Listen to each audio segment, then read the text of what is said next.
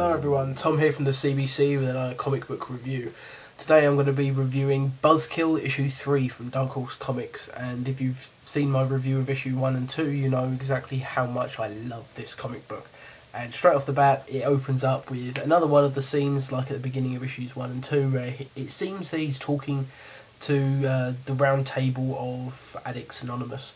But actually, as you can see in these panels, the moon is behind him and he's actually essentially on what's this universe's equivalent to the Watchtower satellite from the Justice League.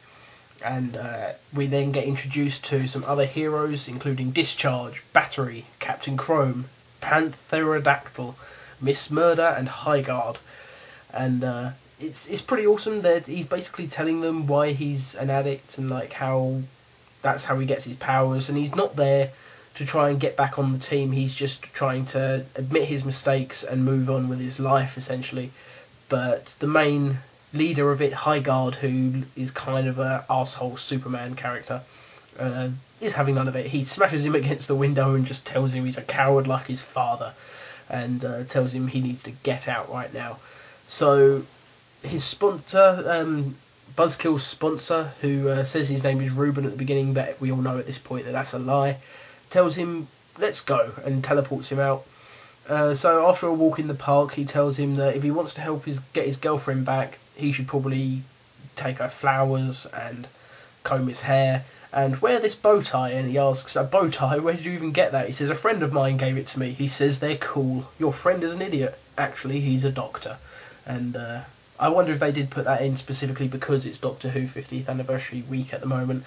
And I imagine they did, because the comic did come out this week. Maybe they're just fans of Doctor Who anyway.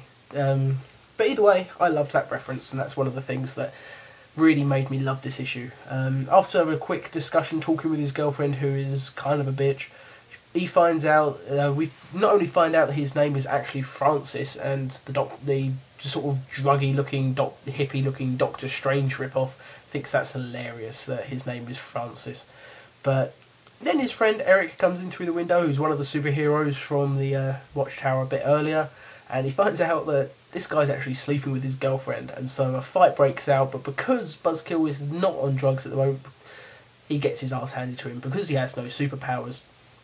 But then there's an explosion at a hospital in the background, and it's revealed that one of the big reasons that he had to stop being a superhero was this big bad guy who's the most evil supervillain that they know of, who's basically unbeatable, and Buzzkill was the only one who actually managed to take him down.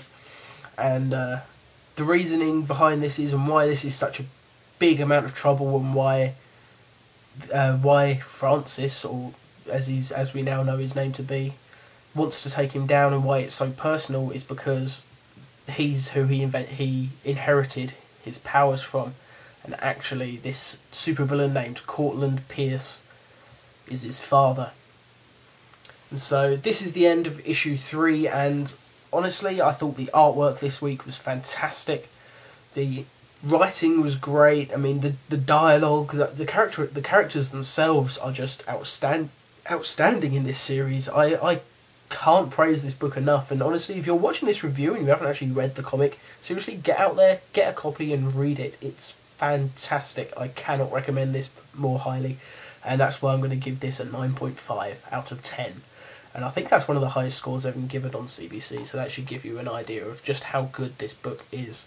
So thanks for listening guys, be sure to subscribe for more comic reviews.